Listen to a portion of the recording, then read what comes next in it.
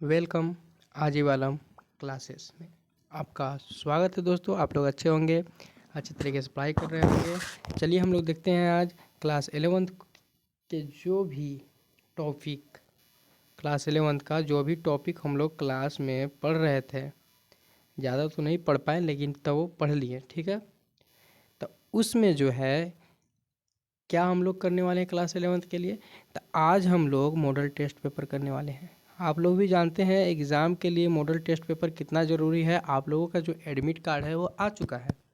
ठीक है, जो अपने स्कूल से एडमिट कार्ड नहीं लिए होंगे, कृपया जा करके अपने स्कूल से हेडमास्टर से मिल करके, प्रिंसिपल से मिल करके आप अपने अपने एडमिट कार्ड ले लें। ठीक है, अब हम लोग उसी के हिसाब से करने वाले हैं। टाइम टेबल सारा बन चुका है, रूटीन सारा आ चुका है, तो हम लोग एक मॉडल टेस्ट पेपर करने वाले हैं। ये जो मॉडल टेस्ट पेपर है आपका 2025 के लिए जो एग्ज़ाम अभी होने वाला है आप लोगों को, उसका बहुत ज़रूरी है।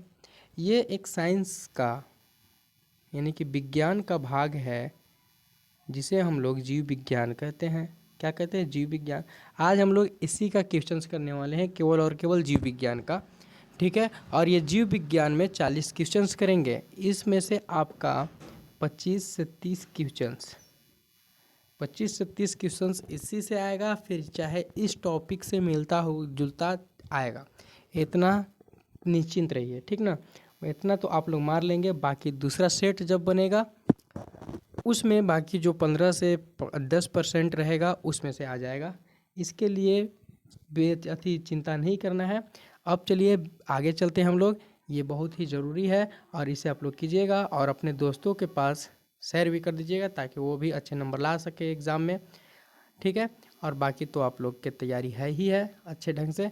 बाकी इसको भी देख करके जाइएगा ताकि आप लोगों को दिक्कत ना हो, सामना करने में उस दिन दिक्कत नहीं हो।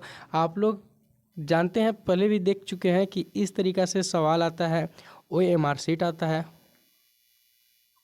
OMR शीट आता है, ठीक ना। उसमें आपका जैसे कि यहाँ जो क्वेश्चंस दिया गया है, यहाँ क्वेश्चंस नंबर 1 दिया गया है। मान के चलिए कि क्वेश्चंस नंबर 1 का ऑप्शन नंबर डी सही है। कौन सी? क्वेश्चंस नंबर 1 का option number D, all of the above, यानी कि उपरोक्त सभी सही है। तो यहाँ रहेगा A number, B C D करके, और डी में हम लोगों को क्या कर देना है? गोला कर देना है, ठीक ना। इस तरीक़ा से आप लोगों को गोला करने के लिए OMR शीट आएगा भरने के लिए। ठीक है, तो इसको आप लोग जानते होंगे कि किस तरीक़ा से आता है। पहले तो आप लोग जाइएगा, तो जिसको जिसको नाम नहीं लिखने आता होगा वो तो पहले जा कर के अपना नाम लिखने के लिए जो भी सर होंगे, मास्टर होंगे, रोल कोड, रोल नंबर जो भी मिला होगा, अगर नहीं भरने आता होगा तो पूछ करके भरें, गलत नहीं भरना है। और आता होगा तो सावधानी से भरे और भरने के बाद एक बार मिला ले ताकि गलत ना हो। पूरा रिजल्ट इसी पे रहता है कायम। ठीक है, यहाँ तो एक क्वेश्चंस का बताएं, ऊपर में ये रहता है आपका फिजिक्स और केमिस्ट्री शायद साथ में देगा। जो आपका OMR शीट है फिजिक्स और केमिस्ट्री के साथ में देगा, जो ऑप्शनल A और ऑप्शनल 2 करके देगा। ठीक है, तो ऑप्शनल A में देख करके साइंस अथी फिजिक्स का फिजिक्स में भरिएगा और आपका जो है केमिस्ट्री का केमिस्ट्री में भरिएगा। ऐसा नहीं कर दीजिएगा कि फिजिक्स वाला केमिस्ट्री में और केमिस्ट्री वाला फिजिक्स में भर दीजिएगा।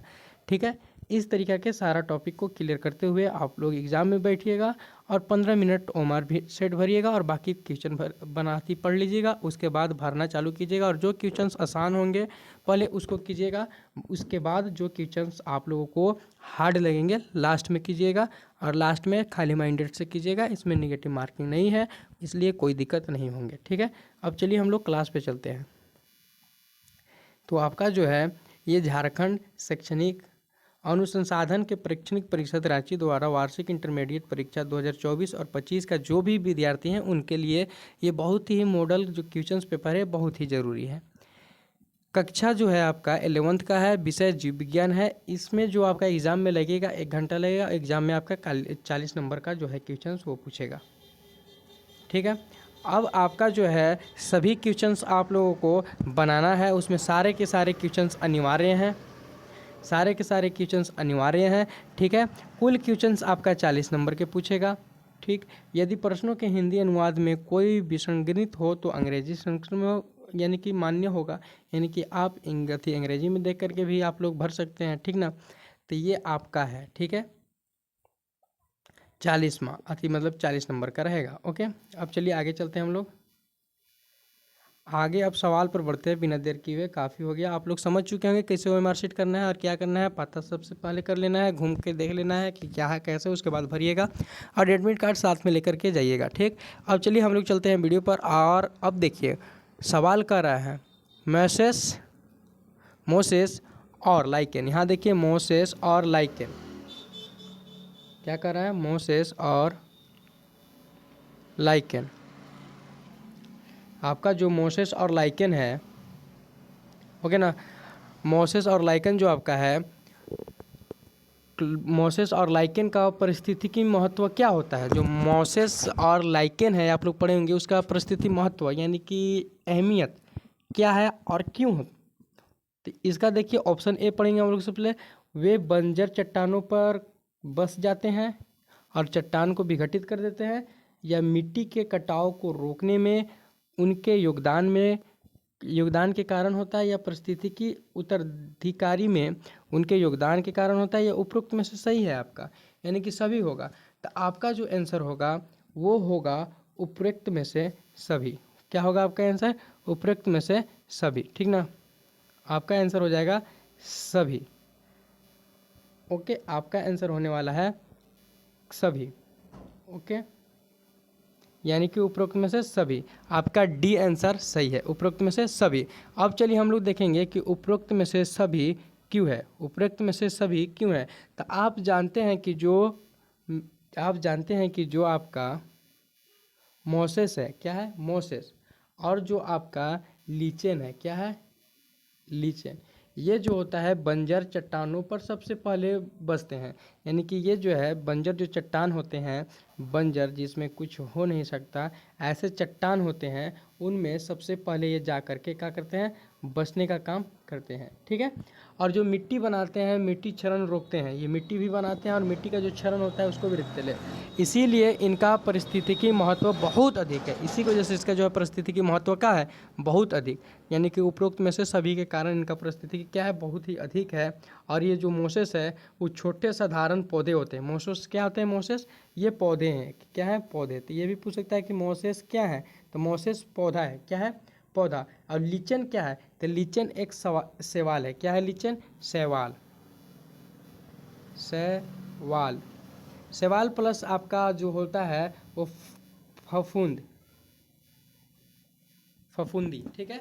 ये आपका क्या है, ये जो है लीचन है, ठीक ना, ये दोनों हैं। यानी कि लीचन के भी बारे में देख लिए हम लोग, और जा कर के हम लोग किसके बारे में देख लिए, मोसेस के बारे में। मोसेस एक पौधा होता है और लीचन एक क्या होता है, तो लीचन एक शैवाल और फफूंद का सजीव संगठन होता है, ये आप लोग जान चुके हैं। अब चलिए दूसरा का सवाल पर चलते हैं। दूसरा का सवाल क्या है, तो दूसरा का सवाल आपका है कि जेमे अलैंगिक कलिकाएं होती हैं, क्या होती है, ये खुद बोल रहा है कि जो जेमे है वो अलैंगिक संरचनाएं होती है, कलिकाएं होती है, जो छोटे पात्रों से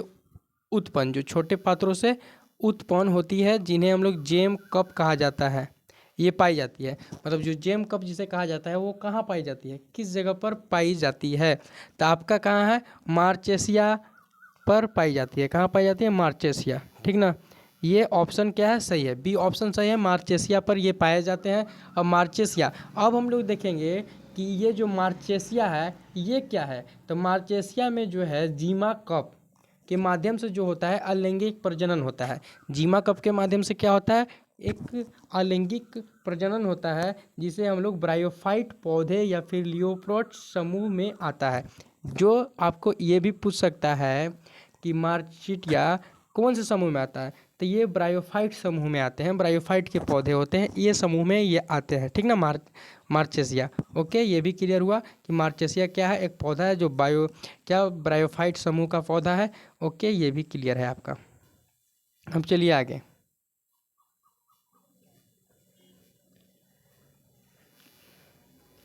अगला सवाल तीसरा नंबर का कह रहा है कि निम्नलिखित में से कौन सा कथन एस्कोमाइसिटिस के लिए गलत है, यानी कि गलत कथन अब किस चुनना है जो कि एस्कोमाइसिटिस के लिए गलत होना चाहिए। ठीक है, तो पहला हम लोग अगर पढ़ें तो आपका क्या है, पहला जो है एस्कोमाइसिटिस विभिन्न रंगीन फफूंदों से बने होते हैं, या एस्कोमाइसिटिस का थैल्स बिना विभाजित और बिना शाखाओं वाले कवक जाल का होता है। आप लोग एक याद रखिएगा कि ये गलत पूछा है। क्या पूछा है? गलत। तो एस्कोप्लेस में अलैंगिक प्रजनन शुक्राणु द्वारा होता है, या कैरियोगैमी की प्रक्रिया में देरी होती है जिससे डायोक्रियोफेज शुरू होता है। तो आपका ऑप्शन ए सही है, ऑप्शन सी सही है, ऑप्शन डी सही है। तो हम लोगों का सही सवाल नहीं पूछा है, हम लोगों को पूछा है कि कौन इनमें से गलत है, किसके लिए? एस्कोमाइसिटिस के लिए कौन गलत है। तो इसमें से जो गलत है वो बी गलत है। कौन गलत है? बी। अभी क्यों गलत है बी? तो इसके लिए हम लोग देखते हैं कि बी क्या गलत है, कि बी जो होता है थेल्स बिना विभाजित और बिना शाखा वाला होता है। ये इनका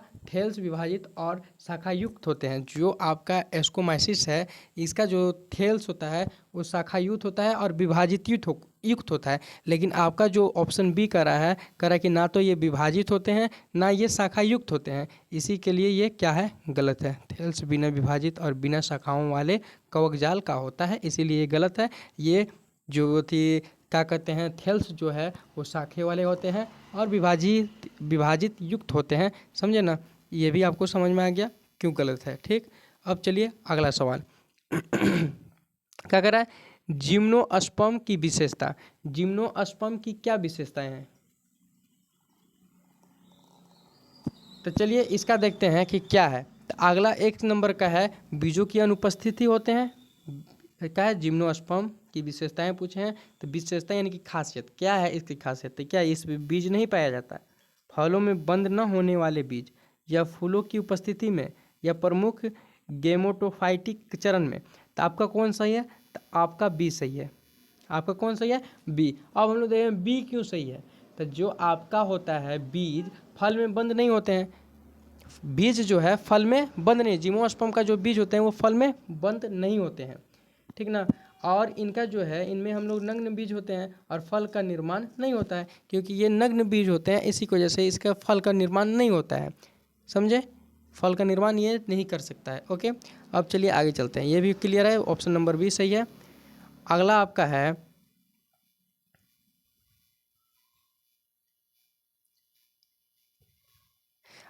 है जैव विविधता को सबसे अच्छा परिभाषित किया जा सकता है।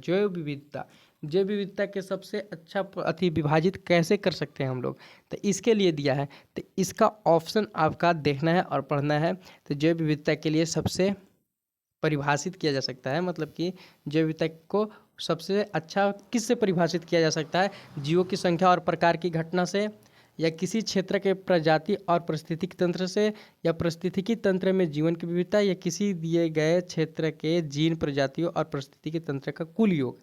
यहाँ देखिए कौन सबसे अच्छा और सबसे सटीक लग रहा है परिभाषा।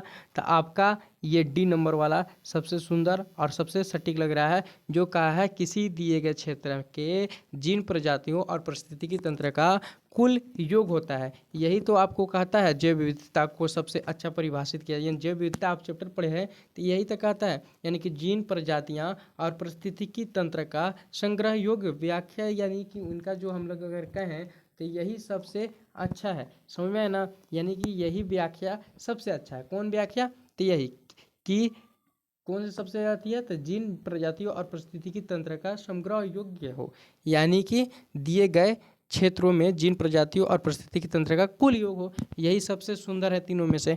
इसी की वजह से हम लोग इसको अच्छे ढंग से परिभाषित कर सकते हैं। इसी की वजह से ये हुआ ऑप्शन। ठीक है, अब चलिए आगे 5वां नंबर का देख लिया। अब 6ठा नंबर का सवाल देखते हैं। निम्नलिखित में से कौन सा ICBN के नियम के प्रसिद्ध है? ICBN नियम आप लोग जानते हैं ना, ICBN नियम ये क्या होता है? हम लोग पढ़े हैं, ठीक है, बायो का, ठीक, चैप्टर नंबर 2 में पढ़े हैं हम लोग। ये क्लियर 11 क्लास का जो है चैप्टर नंबर 2, उसमें एकदम हम लोग टोटली चीज़ पढ़े हैं। ठीक ना? ICBN मतलब इंटरनेशनल कोड ऑफ बोटेनिकल निम्नलिखित। इसका मतलब ICBN का मतलब क्या होता है? इंटरनेशनल कोड ऑफ बोटेनिकल निम्नलिखित। यही होता है ना। हाँ, तो इसमें से क्या कर रहा है कि निम्नलिखित में से कौन सा आईसीबीएन नियमों का विरुद्ध है, मतलब विरुद्ध है, गलत है, गलत, सही की बात नहीं कर रहा है, गलत, विरुद्ध मतलब गलत है, इसके यानी कि आईसीबीएन का पालन ही नहीं करता है, ऐसा ही इन चारों ऑप्शन में से कौन है। तो हस्तलिखित, यानी कि आपको बहुत ध्यान से पढ़ना होगा, नहीं तो आप लोग आईसीबीएन का मार्क आ जाइएगा सही में। तो ये विरुद्ध पूछा है, गलत पूछा है। तो हस्तलिखित वैज्ञानिक नामों को रेखांकित किया जाना चाहिए, यानी जो हम लोग लिखते हैं क्या उसको ऐसे रेखांकित करना चाहिए। तो जी हाँ, ये रेखांकित करना चाहिए। प्रत्येक प्रजातियां का वंश नाम और प्रजाति विशेषण होना चाहिए, तो ये भी सही है आपका, हाँ होना चाहिए। वैज्ञानिकों नाम लैटिन में होता है और उन्हें तिरछा लिखना चाहिए, यानी कि जो वैज्ञानिक नाम होता है वो लैटिन में होता है और उसे हम लोग तिरछा भी लिखते हैं। आप लोग जब टॉपिक पढ़े होंगे चैप्टर नंबर 2, तो आप लोगों को सारी चीज़ क्लियर होगा, ठीक है। तीसरा क्या करा है, वंश और प्रजाति नाम छोटे अक्षरों से शुरू होता है, यानी कि कुछ भी लिख रहे हैं तो हम लोग स्मॉल लेटर से लिख रहे हैं, तो नहीं, ये आपका डी गलत है। क्या है, डी गलत है। ये आईसीबीएन नहीं कहता, आईसीबीएन कहता है आपको कि जो वंश और प्रजाति नाम होते हैं सबसे पहले छोटे अक्षरों से शुरू होने नहीं चाहिए, ठीक है। वंश का नाम बड़े अक्षर से और प्रजाति नाम छोटे अक्षर से, यानी कि चलिए इसके बारे में हम लोग देख लेते हैं। जो वंश नाम है वो छोटे अक्षर से, सॉरी, वंश जो नाम है वो आपका, वंश जो नाम है वो आपका बड़े अक्षरों से लिखा जाएंगे, बड़ो अक्षर यानी कि बड़े अक्षर, ठीक ना। बड़े अक्षर से लिखा जाएगा, कौन सा अक्षर से लिखा जाएगा, बड़े अक्षर से, ठीक, बड़े अक्षर से लिखा जाएगा, ओके। और आपका अब आ जाता है प्रजाति नाम, प्रजाति नाम, जो प्रजाति नाम का पहला अक्षर होता है, शुरुआत वाला अक्षर प्रजाति नाम का, ये छोटे अक्षरों से लिखे जाते हैं,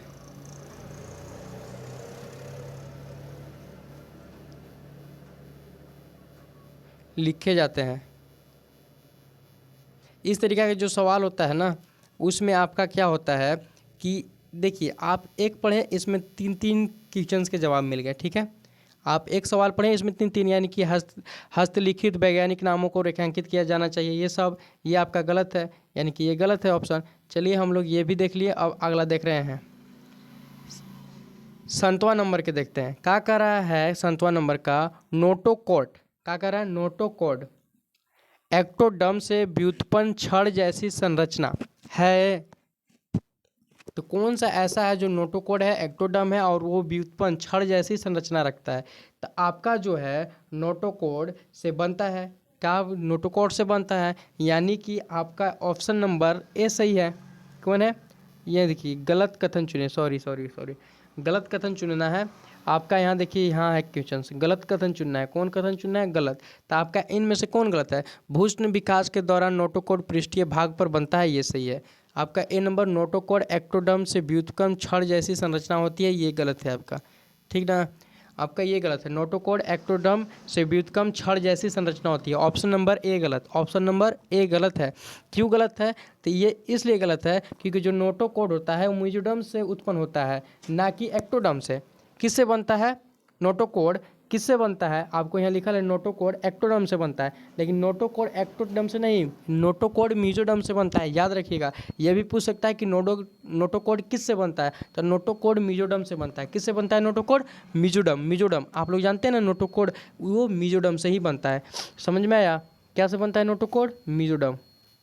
यहाँ तक क्लियर हुआ, हर एक टॉपिक को क्लियर करते हुए और टिप्पणी अति करते हुए आपको ले चल रहे हैं, और आप लोग के गलत नहीं होगा, इतना याद रखिएगा। नोटोकॉर्ड जो है वो किससे बना होता है, मेसोडर्म उसमें रहता है, एक्टोडर्म नहीं रहता है, मेसोडर्म पाया जाता है, एक्टोडर्म नहीं पाए जाते हैं। अब चलिए 8वां नंबर का सवाल हम लोग करते हैं। 8वां नंबर का पढ़िए, क्वेश्चन नंबर 1, 8वां नंबर का पढ़िए पहले, उसके बाद इसका हम लोग ऑप्शन देखेंगे। क्या देखेंगे, ऑप्शन सही है गलत, ठीक ना। ये करा एक पुष्पीकरण में जहाँ फूल, यानी कि एक पुष्पीकरण में जहाँ फूल पशवरीय रूप से एक्रोपेटल अनुक्रम में उत्पन्न होते हैं, सबसे युवा फूल की कली की स्थिति होगी। सबसे युवा, सबसे जो शुरुआती फूल है उसकी क्या स्थिति होगी, वो कहाँ पर पाया जाएगा, तो उसका जो आंसर है, आंसर नंबर बी है, यानी कि सुदूर में पाया जाएगा। कहाँ पाया जाएगा? सुदूर में। अब सुदूर में क्यों पाया जाता है? तो सुदूर में एक्रोपेटल क्रम में निचले जो होते हैं वो फूल पुराने और ऊपर वाले जो होते हैं वो नए होते हैं। यानी कि आपका युवा पूछा है ना, तो युवा जो पूछा है फूल, मान लीजिए ये आपका फूल है, क्या है? फूल। तो आपका जो पुराना है वो तो आपका नीचे रह जाएगा, पुराना रह जाएगा आपका नीचे, पुराना आपका ऊपर नीचे रह जाएगा, और जो नए नए बनेंगे ऊपर ही बनेंगे, नए नए जो बनेंगे ऊपर बनेंगे। तो इस तरीक़ा से आपका होता है, और ये ऑप्शन नंबर सुदूर सही है। यानी कि जो नीचे वाला फूल पुराने और ऊपर वाला फूल नए रहते हैं, ये हम लोग इसको युवा फूल कह सकते हैं। क्या कह सकते हैं? ऊपर वाला फूल को युवा फूल। समझ में आया ना? तो ये ऑप्शन नंबर सुदूर सही है, बी सही है ऑप्शन। अब चलिए नावा की तरफ चलते हैं हम लोग। नावा क्या कर रहा है? तो नावा बोल रहा है कि निम्नलिखित में से कौन सा कथन सही है? निम्नलिखित में से इसमें सही कथन पूछा है। तो हम लोग पढ़ते जाएंगे एक एक और देखेंगे कौन से कथन सही हैं। तो देखिए कथन सही पूछा है, यानी कि एक्टिनोफर्मिक द्विपार्श्वीय रूप से सम्मित फूल होते हैं, यानी कि सम्मित होते हैं। अगला है जाइकोफर्मिक रेडियल रूप से समिति फूल होते हैं। अगला है असमिति फूल अनियमित रूप से असमित होते हैं। तो आपका है ऑप्शन नंबर सी, क्या है? कि ये असीमित होते हैं। कैसे होते हैं? असीमित, यानी कि जो आपका है ज्योमेट्रिक वो फूल असमान होते हैं, उसी को असीमित वाले होते हैं। यानी कि असमान जो होते हैं उसी को असीमित कहते हैं। क्या कहते हैं? असमित, असमित, असमित, सम्मित, ठीक ना? तो यानी कि ये सही है। क्यों सही है? तो आपका ये मान लीजिए फूल है और एक तरफ आपका बराबर हर भाग में नहीं रहता है, इस तरफ से ऐसे रहता है, यानी कि कहीं बड़ा कहीं ये बराबर, ये नहीं कटेगा, यानी कि असमित होते हैं, ठीक है ना? इसका समान नहीं होता है संरचना काटने पर, ठीक, एक जैसे नहीं होते हैं। ओके, ये भी क्लियर है। अब चलिए आगे। आगे आपका 10वां नंबर का सवाल आ गया। 10वां नंबर का रहा है कि निम्नलिखित में से, क्या कह रहा है? निम्नलिखित में से कौन पौधे की कोशिकाओं को पुष्प कोशिका से अलग करता है? यानी कि निम्नलिखित में से कौन ऐसा है जो कि पौधे की जो कोशिका होता है वो जो पशु की कोशिका से अलग, यानी कि पौधा का जो कोशिका है ना उससे अलग कौन करेगा? पशु की कोशिका और पौधा की कोशिका। आप देखे हैं पौधा की कोशिका जो होते हैं उसको देखे हैं, और पशु की जो कोशिका होते हैं उसको देखे हैं, ठीक ना? जो पौधे की कोशिका होते हैं आप उनको देखे हैं, जो पशु की कोशिका होते हैं आप उनको देखे हैं। हर किसी को आपने देखा है। तो इनमें से कौन ऐसा है जो कि पौधे की कोशिका के और पशु को कोशिका के अलग करते हैं? ओके, ठीक है। तो आपका है बड़ी रिक्तिका, प्लेस्टिड और कोशिका भित्ति, या फिर कोशिका भित्ति, प्लेस्टिड और केंद्रक, या कोशिका भित्ति, प्लेस्टिड और माइटोकॉन्ड्रिया, ये कोशिका झिल्ली, प्लेस्टिड और कोशिकाएं। तो सबसे पहले है कि आपका जो है, सबसे पहले बात है कि आपका जो है इसमें से बड़ी रसिका, प्लेस्टिड और जो कोशिका भित्ति होते हैं, यानी कि बड़ी रिक्तिका, क्या आपका जो है यहाँ पे बड़ी रिक्तिका और प्लेस्टिड और कोशिका भित्ति। यहाँ देखिए आपका कोशिका भित्ति, प्लेस्टिड और केंद्रक। केंद्रक तो आपका जंतु भी कोशिका में पाया जाएगा और पादप कोशिका में पाया जाएगा, तो ये आपका अलग नहीं कर सकता है। केंद्रक भी पाया जाता है जंतु कोशिका में और पौधे में भी पाया जाता है। उसी तरीक़ा से आप देखिए माइटोकॉन्ड्रिया दोनों में पाए जाते हैं, पौधे कोशिका और जंतु कोशिका दोनों में। उसी तरीक़े से देखिए प्लेस्टिड और कोशिका है तो ये भी आपको पाए जाते हैं, ठीक ना? तो आपको कौन अलग रखता है? तो बड़ी रिक्तिका, प्लेस्टिड और कोशिका भित्ति। तो इस हिसाब से ऑप्शन कौन सही हो गया? तो ऑप्शन आपका इस हिसाब से सही हो गया, जो आपको संरचना दिखाया जा रहा है, जो आपको बताया जा रहा है, इस हिसाब से आपका नंबर 1 सही है। यानी कि कोशिकाओं और पौधे के कौन अलग करता है? तो अलग करने वाला हो गया बड़ी रिक्तिका, प्लेस्टिड और कोशिका भित्ति अलग करता है। अब चलिए देखिए कि कोशिका भित्ति जो है ये जो आपका अलग करता है, तो ये तीनों केवल पौधे में पाए जाते हैं। जो आपका है ना बड़ी रिक्तिका, प्लेस्टिड और कोशिका भित्ति, ये आपका जो है केवल और केवल पौधा में पाया जाएगा, जंतु कोशिका में नहीं पाया जाता है, चाहे पशु कोशिका में नहीं पाया जाता है, ठीक ना? ये केवल और केवल पौधे में ही पाए जाते हैं। इसी की वजह से ये दोनों को अलग करने में मदद कर रहा है, हम लोग समझ चुके हैं, ठीक है, और आप लोग जानते भी होंगे। ओके, तो ऑप्शन नंबर ए सही है। अब चलिए 11 हम लोग देखेंगे। 11 नंबर के अब हम लोग देखेंगे कि कोशिका झिल्ली में सबसे प्रचुर मात्रा में पाए जाने वाले लिपिड, यानी कि सबसे प्रचुर मात्रा में, सबसे ज़्यादा मात्रा में क्या लिपिड कौन से में पाया जाता है? कौन चीज़ में पाया जाता है? क्या फॉस्फोलिपिड, स्टार्च, तेल या सल्फ्यूलिड? यानी कि फॉस्फोलिपिड में क्या होता है कि सबसे ज़्यादा लिपिड पाया जाता है किस में? फॉस्फोलिपिड में। यह जो होता है द्विस्तरीय झिल्ली की संरचना बनाता है। ये क्या करता है फॉस्फोलिपिड? ये भी सवाल पूछ सकता है। तो फॉस्फोलिपिड आपका द्विस्तरीय झिल्ली की संरचना को बनाता है। कौन? फॉस्फोलिपिड। और यही सही है फॉस्फोलिपिड, नंबर 1 ए नंबर वाला। ठीक है, अब चलिए हम लोग क्वेश्चन नंबर 12 की तरफ बढ़ते हैं। 12 क्या कर रहा है? तो 12 कह रहा है कि एंजाइम, 12 क्या कह रहा है कि एंजाइम उत्प्रेरक अकार्बनिक उत्प्रेरक से किस प्रकार भिन्न होते हैं? यानी कि एंजाइम जो है उत्प्रेरक और कार्बनिक उत्प्रेरक, यानी कि एंजाइम उत्प्रेरक और कार्बनिक उत्प्रेरक दोनों से कैसे भिन्न होते हैं? तो एंजाइम उत्प्रेरक का आकार में छोटे और भार में हल्के होते हैं। जो एंजाइम उत्प्रेरक आकार में छोटे और भार में जो होते हैं हल्के होते हैं। अब चलिए आगे देखते हैं हम लोग।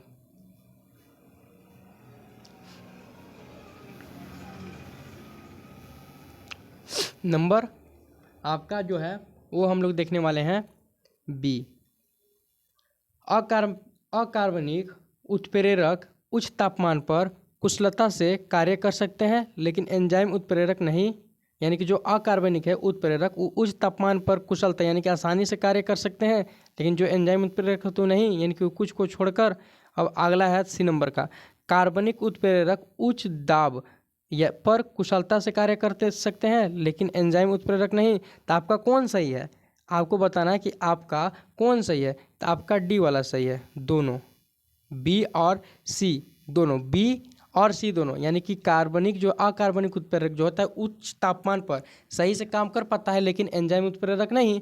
और दबाव पर भी उच्च दाब जहाँ रहता है वहाँ पर भी सही से कर सकता है, लेकिन एंजाइम उत्प्रेरक नहीं। इसी की वजह से डी ऑप्शन सही है।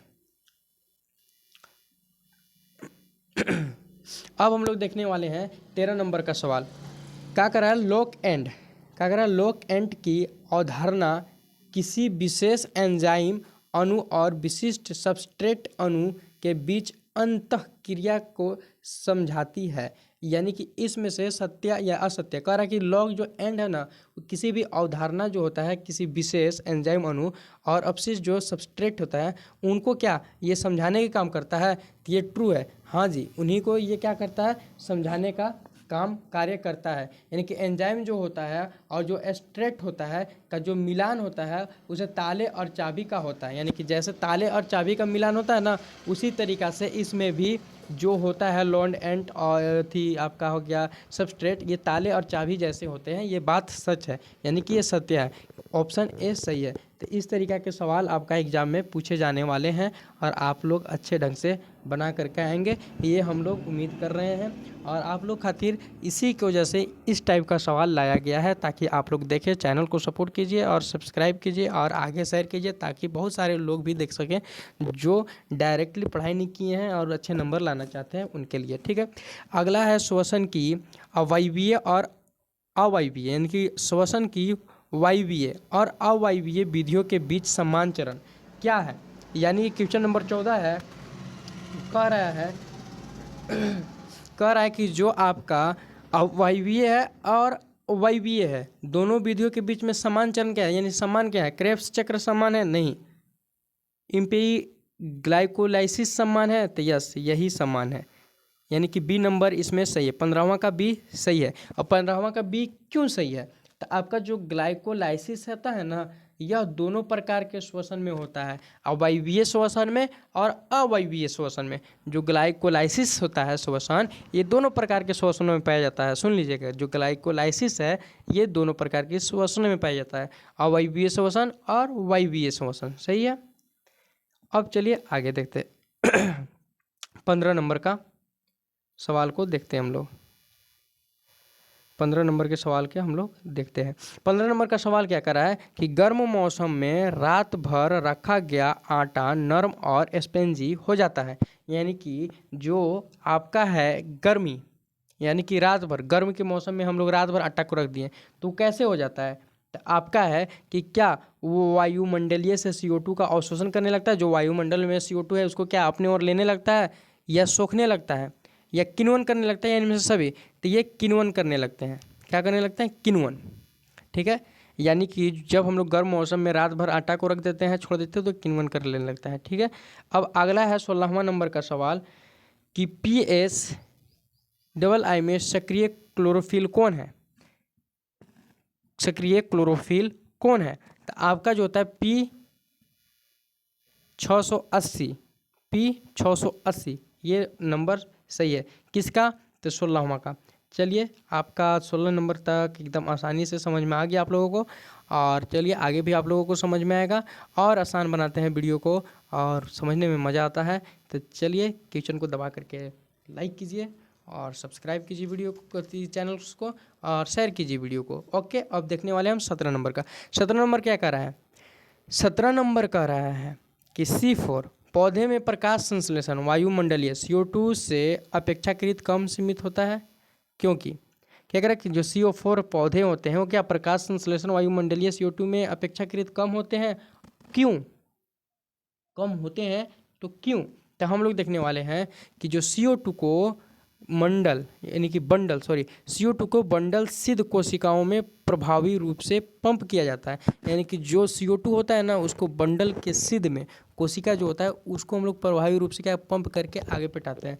यानी कि ऑप्शन नंबर आपका ए सही है। ऑप्शन नंबर आपका ए सही है। ऑप्शन नंबर आपका ए सही है। क्यों ए सही है? तो जो CO2 को जो बंडल होता है सीड, वो कोशिका में पंप किया जाता है। क्या किया जाता है? पंप किया जाता है। इसी की वजह से ऑप्शन नंबर ए सही है। ठीक ना। अब 17वां देखते हैं। 17वां तो देख लिए, अब चलिए 18वां देखते हैं।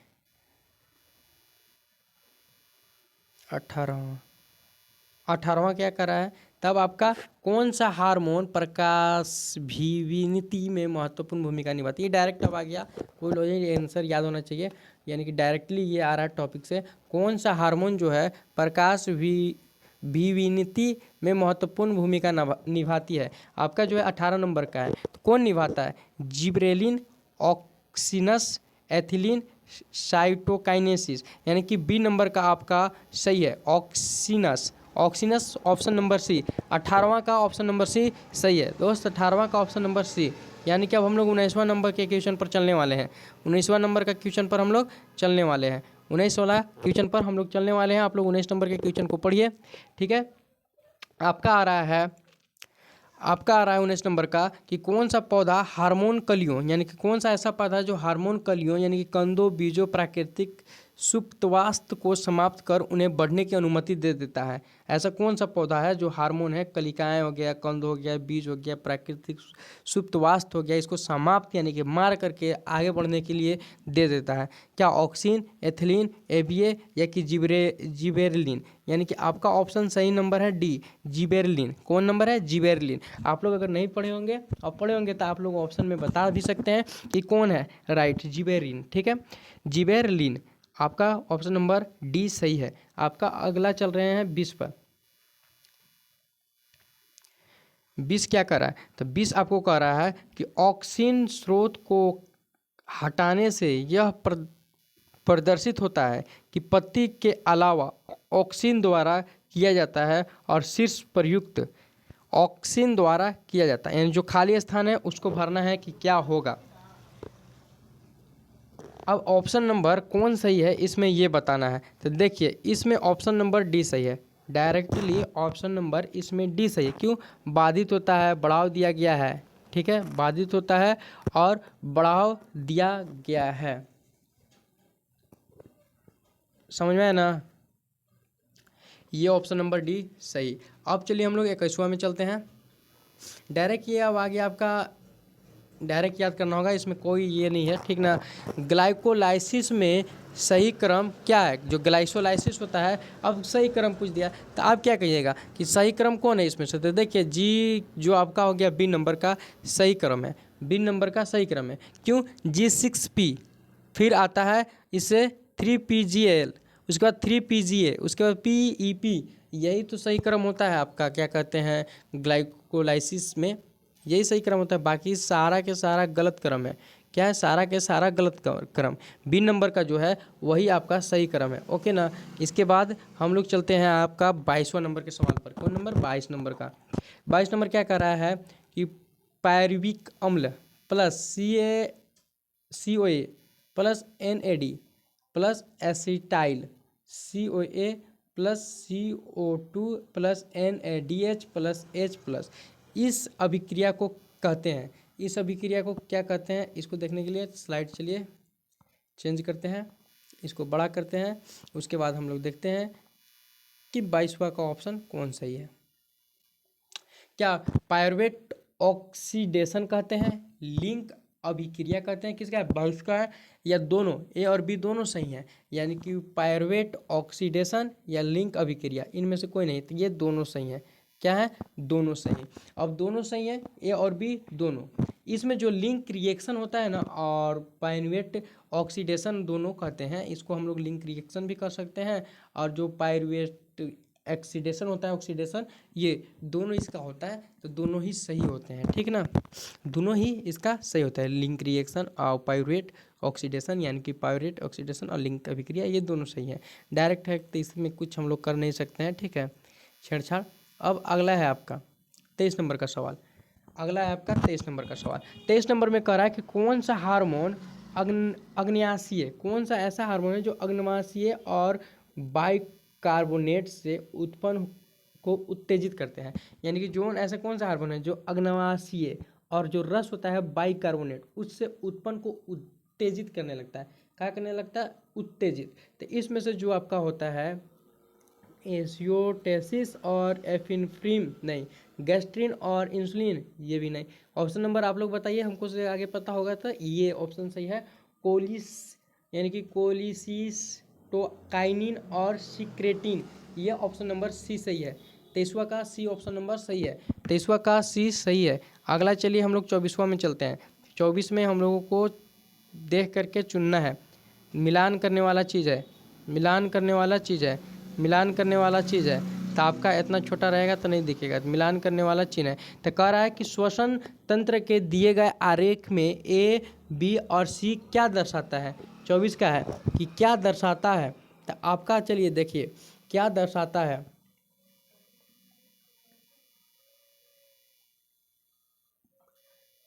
आप देखें तो वायु फेफड़े में जाती है, वायु जो है वो फेफड़े में जाती है, पसलिया और वक्षस्थी अपनी मूल स्थिति में लौटते हैं, या डायफ्राम संचित होती है। ये चलिए अब आगे अगला कर है, वायु फेफड़ों से बाहर निकलती है, पसलिया और जो आपका ये है वो मूल स्थिति में लौटते हैं, या फिर डायफ्राम, यानी कि जो डायफ्राम है स्थिर और ऊपर की ओर मुड़ा हुआ होता है। तो आपका ऑप्शन नंबर बी सही है। कौन है, बी आपका ऑप्शन नंबर सही है, यही आपका ऑप्शन सही है, ठीक है, याद कर लीजिएगा, ये बड़ा है, देख लिए हैं आप इस वर्ष की इतना लंबा आएगा। तो हाँ दोस्त, लंबा भी आ सकता है, लेकिन नीट में देख रहे हैं कि कितना लेंदी लंबर सवाल दे दिया है, बड़ा बड़ा, तो ये भी इसमें भी दे सकता है, कोई ये सोचने वाला बात नहीं है। इसी की वजह से हर प्रकार के सवाल करने की ज़रूरत ही है, ठीक है। अब चलिए 25वां देखते हैं। बल्ब पूर्व प्रेरण के बाद अधिकतम बल्ब पूर्व श्वसन द्वारा बाहर निकाली जाने वाली वायु की मात्रा के बाहर होती है, क्या होती है, यानी कि जो बल्ब पूर्व प्रेरण है उसके बाद जो अधिकतम बलपूर्वक श्वसन द्वारा जो बाहर निकाली जाने वाली जो वायु होते हैं ना, उसकी मात्रा के बराबर कौन होता है, तो उसकी मात्रा के जो बराबर होता है वो होता है IRV plus TB plus ERV, यानी कि ऑप्शन नंबर आपका सी सही है, ऑप्शन नंबर आपका सी सही है। आप लोग ध्यान से देखते चलिए, ऑप्शन नंबर आपका सी सही है। अगला कह रहा है कि नेफ्रॉन के निम्नलिखित भागों को क्रमवार व्यवस्थित करें, और यानी कि जो नेफ्रॉन होता है उसको क्रमवार व्यवस्थित करना है, क्रमवाई व्यवस्थित करना है, और क्रमवाई व्यवस्थित करना है और सही विकल्प चुनना है, क्रमवार व्यवस्थित करना है और सही विकल्प को चुनना है। आपका कौन सा सवाल है, तो आपका जो सवाल है वो 26वां है। कौन है, 26वां। तो क्रमवाई आपको चुनना है, तो आप क्रमवाई कैसे चुन सकते हैं, क्रमवाई ये यानी कि ग्लोमेरुल सही है, या आरोही होने के यानी आरोही हेनले का लूप, अवरोही हेनले का लूप, निकटस्थ कुंडलित नलिका, संग्रहण नलिका, दूरस्थ कुंडली नलिका, तो ये सब में से यहाँ पे चुनना है। तो आपका ये ऑप्शन सही है। ये ऑप्शन अब क्यों सही है, इसको हम लोगों को देखना है कि ऑप्शन नंबर बी क्यों सही है। तो फर्स्ट का जो होता है आपका ग्लोमेरुल है। और फिर चौथा नंबर का आता है आपका निकटतम कुंडलित नलिका। उसके बाद फिर तीसरा नंबर का आता है अवरोही हैनल का लूप। उसके बाद फिर दूसरा नंबर का आता है अवरोही हैनल का लूप। और फिर चौथा में आता है कुंडलित यानी कि सॉरी छठा में आता है आपका दूरदस्त कुंडलित नलिका। उसके बाद आता है आपका जो है पांचवा नंबर का संग्रहण नलिका। इस तरीक़े से इसका सीक्वेंस होता है, सही क्रम होते हैं। ठीक है, अब चलिए आप 17वां नंबर का सवाल को देखते हैं और एग्जाम में अच्छे नंबर हासिल करने का कोशिश करते हैं। और इतना गारंटी है दोस्त आपकी, आप ही आएंगे अच्छे नंबर, अपने क्लास में अपने स्कूल्स में टॉप लाएंगे। ठीक है, नेफ्रॉन के गलत जोड़े गए भाग और उसके कार्य का चयन करें। जो नेफ्रॉन है उसको गलत जोड़े गए जो भाग होता है और उसका जो कार्य होता है उसका ही क्या करना है, चयन करना है। क्या करना है, चयन। तो हम लोग इसका कैसे चयन करेंगे, तो इसके लिए आप लोगों को एक दिया गया है, यहाँ देख रहे हैं ऑप्शन, यानी कि PCT N+1 Na+ और K+ का पुनः अवशोषण बी में है। और ए में है, यहाँ देखिए ए यहाँ है, बोमेन की कैप्सूल ग्लोमेरुलर निस्यंदन। आपका अगला है DCT ग्लूकोज का पुनः अवशोषण। तो आपका सी नंबर का ही सही है, DCT यानी कि ग्लूकोज का पुनः अवशोषण होता है। DCT में जो है ग्लूकोज नहीं, Na+ और अन्य आयन अवशोषित होते हैं। यानी कि DCT में ग्लूकोज उपस्थित नहीं होता है। आपका जो है ग्लूकोज में Na नहीं होता है, यानी कि ग्लूकोज नहीं होता है। DCT में Na+ और अन्य आयन उपस्थित होते हैं। ठीक है, इसी को वजह से आपका ऑप्शन नंबर सी सही है, ऑप्शन नंबर सी सही है। अब चलते हैं हम लोग 28वां पर। 28वां कर रहा है दिए गए आरेख में A, B, C और D को पहचानने और सही क्रम में चुनें। यानी कि A यहाँ दिया है, B, C, D ये तीनों है। यहाँ देखिए A, B, C, D ये तीनों को पहचानना है और एक सही क्रम और सही विकल्प को चुनना है आपको। तो आपका जो है वो क्या है, तो आपका ऑप्शन नंबर बी होना चाहिए। क्यों होना चाहिए, तो A for action binding site, B for ATP यानी कि binding site, C for head, D for side arm.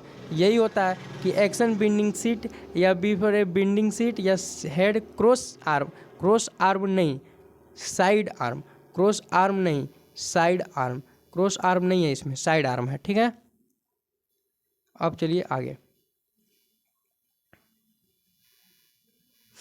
चलिए हम लोग क्वेश्चन के बहुत नज़दीक पहुंच गए हैं, लास्ट क्वेश्चन के। ठीक है, नीचे शोकरमेयर का चित्र दिया गया है। यानी कि आप लोग का ज़्यादा ये नहीं रखना चाहिए, इसलिए कि आप लोग का एग्ज़ाम नज़दीक है। आप लोग 1 घंटा में अनुसार जाएंगे तो बहुत ही दिक्कत होने वाला है आगे चल करके। ठीक है, एग्ज़ाम आपका डेट निकल गया है, एडमिट कार्ड आ गए हैं, सब कुछ हो गया है, तब पर भी आप लोग सीरियस नहीं होइएगा तो कब होइएगा। ठीक ना, A से D तक लेबल जो किए गए भागों को पहचानना है और सही विकल्प इसमें भी क्या करना है, चुनना है। सही विकल्प ही इसमें भी चुनना है, 29वां का भी सही विकल्प चुनना है। ठीक है, तो इसका हम आप लोग कौन चुनेंगे, तो ये आपका दिया गया है। ठीक है, तो सही विकल्प A for band, Z for line और H फॉर जॉन और I फॉर बैंड दिया है।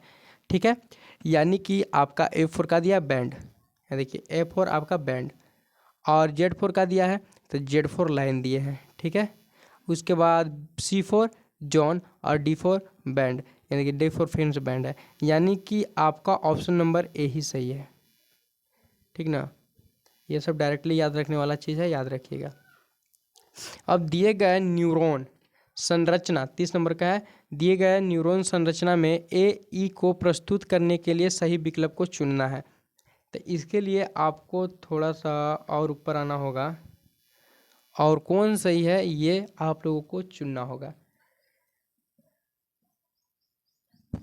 ठीक है, तो आपका ऑप्शन नंबर ए सही है। क्यों सही है, तो ये देखिए जो है डेंड्राइट्स, उसके बाद सेल बॉडी, उसके बाद एक्सॉन, एर्नवरी नोड यानी सिनोप्टिस नोब, यही आपका इसमें भी दिखने वाला है। ठीक है, जो ये है, ठीक है, ये जो न्यूरॉन है इसकी संरचना में आपको जो यहाँ ऑप्शन नंबर ए में लिखा है यही मिलेगा। ठीक, अब आपको चलिए आप 31वां नंबर का सवाल पढ़िए और एक क्वेश्चन 31 करने की कोशिश कीजिए और आंसर बताइए कि उसका कौन सा सही होगा।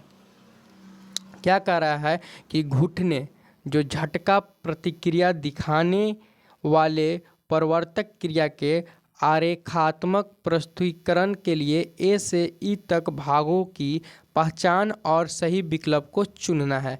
ठीक है, तो इसको चुनना है तो इसके लिए हम लोगों को ऑप्शन पर जाना होगा, तब तो चुनेंगे ना।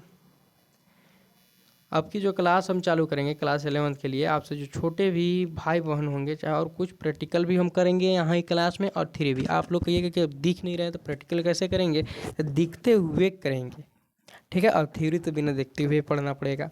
ठीक है ना, तो चलिए अब आगे चलते हैं हम लोग। इसका ऑप्शन कौन सही है, तो इसका ऑप्शन नंबर ए सही है। बिना देर किए हुए झट करते हैं हम लोग। अब चलिए अगला नंबर के सवाल, जो आपका 32 नंबर का सवाल है। ये 32 नंबर का क्या कह रहा है कि मनुष्य में विभिन्न अंतःस्रावित ग्रंथियाँ ए से एच की पहचान करें। जो आपका यहाँ ए से एच तक दिया गया है और जो चित्र छाप दिया गया है, इसको क्या कहते हैं, इसको क्या कहते हैं, इसको क्या कहते हैं, इसको क्या कहते हैं, इसको क्या कहते हैं, इसको क्या कहते हैं, इसका आप लोगों को नाम बताना है। क्या बताना है? नाम। यानी कि ऑप्शन ए सही है। तो ऑप्शन ए में ए प्रिनियल, बी का है, बी आपका कहाँ है, यहाँ देखिए बी है, इसको क्या कहते हैं, तो बी को हाइपोथैलेमस। सी कहाँ है, आपका सी भी है, यानी कि सी आपका है, तो यहाँ देखिए आपका सी है, तो आपका सी है, तो इसको क्या कहते हैं, पिट्यूटरी। और डी को थोराइड एंड, यहाँ देखिए थोराइड ग्रंथियाँ जिसे हम लोग कहते हैं, थोराइड एंड एच टेस्टिस, यानी कि जो यहाँ है ना हेड पर, यानी कि उसी को कहते हैं। ठीक है, अगला आपका है ई से, ई क्या है, थ्यूमस, यहाँ देखिए यू, ई थ्यूमस। और आपका एफ, ये नाम याद रखना होगा। जब आप लोग पढ़े होंगे ना, जिस भी मास्टर से पढ़े होंगे वो आपको हर एक चीज़ का नाम याद करवा दिए होंगे, तो आपको नाम याद होगा। ठीक है, अब अगला चलिए 33 नंबर का सवाल। अब 33 नंबर में क्या कर रहा है, दी गई आकृति में ए से डी को पहचानिए और सही संयोजी चुनिए। यानी कि इसको ए से डी तक पहचानना है। ए यहाँ है, बी यहाँ है। ठीक है, ए दिख गया, बी दिख गया, ए दिख गया आपका, बी दिख गया, यहाँ देखिए सी है, यहाँ डी है, तो इसको पहचानना है, जो कि दिख ही नहीं रहा है। समझ में आया ना, इसको पहचानना है। तो कौन सही होगा इसके लिए, तो आपका जो है इसके लिए, यानी कि ए हाइपोथैलेमस, बी हाइपोथैलेमिक न्यूरॉन, चलिए तो हाइपोथैलेमिक न्यूरॉन, यानी कि आपका जो है यही सही लग रहा है। कौन, बी नंबर का सही है। ठीक ना, लग नहीं रहा है, बी ही नंबर का सही है। आंसर आपका जो है वो बी ही नंबर का सही है। ऑप्शन नंबर बी आपका सही है। ओके, अब ये डायरेक्ट याद रखने वाली चीज़ है। जैसे कि आपका कोई पूछ देगा कि रॉबर्ट हुक, क्या पूछ देगा कि रॉबर्ट हुक ने कोशिका की खोज कब किया था, तो इसके लिए आप थ्योरी पढ़िएगा, आपको ये करना पड़ेगा। नहीं नहीं, ये डायरेक्टली है और डायरेक्ट ही याद रखना पड़ेगा आपको। समझ में आया ना, यानी कि 23 तक बताए हैं, तो आप लोगों को एक और इधर होगा क्वेश्चंस 23 तक, यानी कि 23 यानी कि 34 यहीं पे है। ये क्या करा, the cell wall of plant cell. ठीक है, क्या करा, the cell wall of plant cell.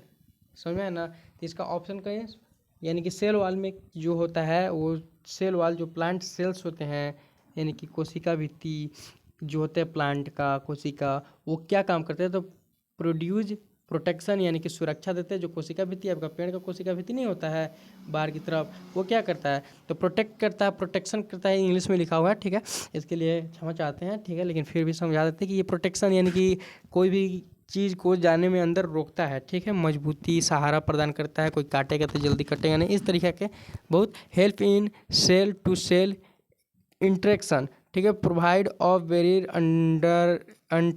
अनडिसेरेबल macromolecules, यानी कि हर एक चीज़ से क्या करता है, मदद करता है, जो यहाँ भी लिखा है।